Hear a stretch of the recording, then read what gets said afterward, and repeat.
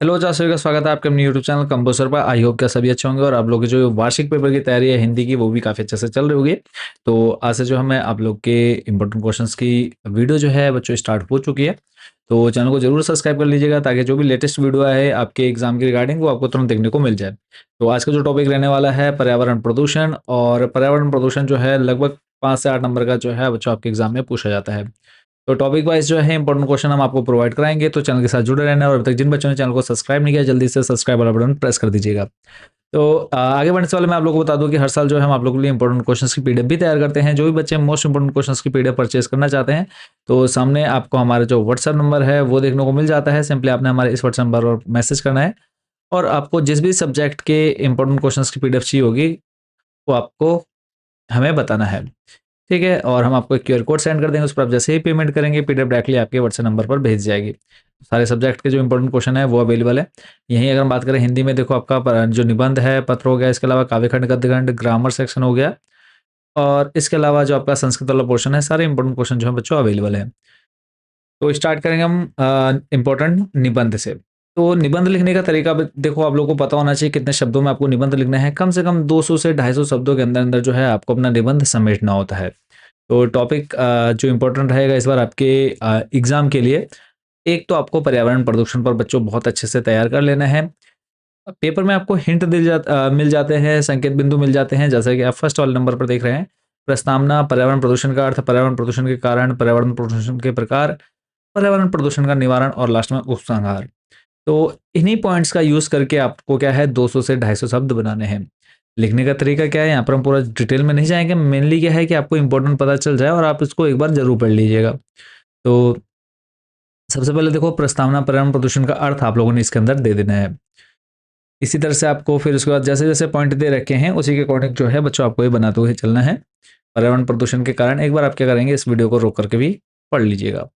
पर्यावरण प्रदूषण के कारण हो गया, इसके अलावा पर्यावरण प्रदूषण के प्रकार, कौन कौन से प्रदूषण होते हैं वो भी बच्चों आप यहाँ पे सामने स्क्रीन पर देख पा रहे हैं। जल प्रदूषण, वायु प्रदूषण, ध्वनि प्रदूषण, रेडियोधर्मी प्रदूषण। इनको क्या करना है, आप लोगों ने आराम से वीडियो को रोक करके पढ़ लेना है, या फिर जो बच्चे इंपॉर्टेंट क्वेश्चंस की पीडीएफ परचेस कर रहे हैं तो आप वहां से भी इन सभी क्वेश्चन को इजिली पढ़ पाएंगे। तो इन सभी प्रदूषण के बारे में आपने थोड़ा थोड़ा बता दिया। उसके बाद फिर आगे देखा पर्यावरण प्रदूषण का निवारण। निबंध कोई भी टॉपिक आ जाए ना, हिंट्स जो आपको दे रखे हैं उन्हीं हिंट्स का यूज करके आपको हर हिंट्स पे या संकेत बिंदु पे मुश्किल से 40 से 50 शब्द आपको बनाने हैं। पर्यावरण प्रदूषण का निवारण, लास्ट में उपसंहार। ठीक है, इसी तरह से दूसरे चलते हैं इंपॉर्टेंट जो आपका रहेगा भारत में बेरोजगारी की समस्या। तो इसमें भी संकेत बिंदु दे रखे हैं। प्रस्तावना, बेरोजगारी एक अभिशाप, बेरोजगारी के कारण, बेरोजगारी की जो समस्या है वो उसका समाधान कैसे करेंगे, प्लस उपसंहार। तो देखो इन्हीं हिंट्स का या फिर संकेत बिंदु का यूज कर रखा है यहाँ पर। सबसे पहले आपने प्रस्तावना बता दी कि क्या होती है बेरोजगारी, फिर है बेरोजगारी एक अभिशाप।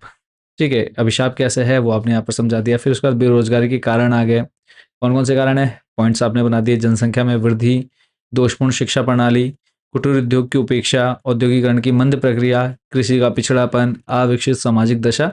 तो मेन क्या है कि आपको पॉइंट्स बनाने आने चाहिए। अगर आप पॉइंट्स बना लेंगे तो उन्हीं पॉइंट्स में आप क्या रखेंगे, 20-20, 30-30 शब्द लिखते जाएंगे और आपका जो निबंध है आराम से 200 से 250 शब्द बन जाएगा। ऐसे ही बेरोजगारी की समस्या का समाधान। फिर जनसंख्या, अब देखो समाधान क्या क्या कर सकते हैं, तो दूर करने के उपाय क्या क्या हैं। तो एक आपने जनसंख्या वृद्धि पर नियंत्रण कर देना है, शिक्षा प्रणाली में व्यापक परिवर्तन, कुटीर उद्योगों का विकास, औद्योगिक विकास, सहकारी खेती, सहायक उद्योगों का विकास, ऐसे राष्ट्र निर्माण के विविध कार्य, रोजगार कार्यालयों का विस्तार। तो इतने हमने क्या करती है उपाय दे दिए कि इस तरह से हम लोग क्या है बेरोजगारी को कम कर सकते हैं।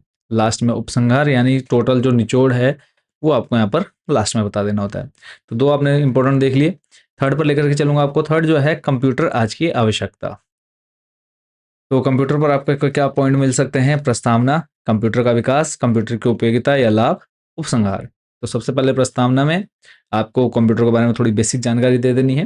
फिर कंप्यूटर का विकास किस तरह से हुआ, सबसे पहले क्या आया, उसके बाद कैसे कैसे जो है आज लेटेस्ट जो हम यूज़ कर रहे हैं पर्सनल कंप्यूटर वहाँ तक हम कैसे पहुँचे, तो वो सब आपको यहाँ पर इसमें बताना है। और आपको थोड़ा सा पता भी होना चाहिए कंप्यूटर के बारे में, नॉलेज भी आपको कलेक्ट करनी होगी। इसी तरह से नेक्स्ट कंप्यूटर की उपयोगिता या लाभ क्या क्या है, और लास्ट में उपसंहार। तो टोटल 3 आपने देख लिए हैं। एक और देख लेते हैं यहाँ पे, समय अमूल्य धन है। तो समय का सदुपयोग करना या फिर समय अमूल्य धन है, तो ये किसी भी तरह से आपको घुमा करके दे सकते हैं। तो इसके अंदर भी देखो प्रस्तावना सबसे पहले आपने देना है, समय जीवन की अमूल्य निधि। इसी के साथ समय का सदुपयोग आवश्यक है, फिर है समय का सम्मान और लास्ट में उपसंहार। प्रस्तावना के अंदर सबसे पहले आपने क्या बता देना है, समय के बारे में कि समय क्या है, कैसे हमें उसको संग्रह करना चाहिए, कैसे हमें बचाना चाहिए, कैसे हमें समय को वेस्ट जो है वो नहीं करना चाहिए।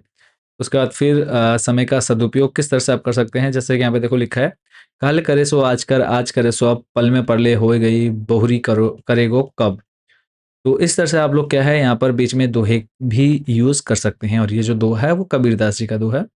समय का सम्मान कैसे कर सकते हैं, देखो समय परिवर्तनशील है, चलता रहता है, कभी नहीं रुकता है। तो इस तरह से आप लोग क्या है अपनी भाषा में, अपने शब्दों में इनको आप लिख सकते हैं।